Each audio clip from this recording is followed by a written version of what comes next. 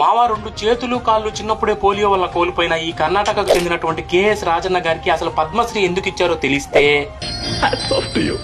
KS Rajanna గారు చిన్నప్పుడే అంటే చదువుకునే రోజుల్లోనే పోలియో వల్ల 2 చేతులు కాళ్ళు పోగొట్టుకున్నారు. కానీ ఎక్కడా కూడా డిసప్పాయింట్ అనే మాటే లేదు మావా. ఇంతటి కష్టాల్లో కూడా రాజన్న గారు తనకు మిగిలినటువంటి ఆ మోకాళ్ళ మీదే నడవడం నేర్చుకున్నారు. చిన్నగా రాజన్న గారు 1975లో కర్ణాటకలో సివిల్ సర్వీస్ ఎగ్జామ్ కూడా పాస్ అయ్యారు. సో అక్కడతో ఆగారా అంటే అది కూడా కాదు. 1980లో డిప్లొమా ఇన్ మెకానికల్ ఇంజనీరింగ్ కూడా కంప్లీట్ చేసేశారు.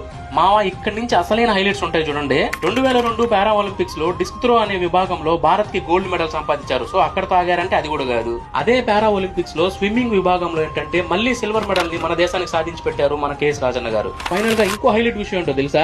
కేఎస్ రాజన్న గారు ఇప్పుడు ఒక పెద్ద బిజినెస్ మ్యాన్ కూడా అయిపోయారు. 300 కన్నా ఎక్కువ మంది ఉద్యోగులకి జీవనోపాధి కూడా కల్పిస్తున్నారు. ఇక ఇప్పుడు చెప్పు మావా, ఒక రోజు కాకపోయినా ఇంకో రోజు సాధిస్తామనే పట్టుదలే కదా ఆయనకి మనకి మధ్యలో ఉన్న తేడా. విజ్ఞానాన్ని పంచాలంటే మాత్రం లైక్ అండ్ సబ్స్క్రైబ్.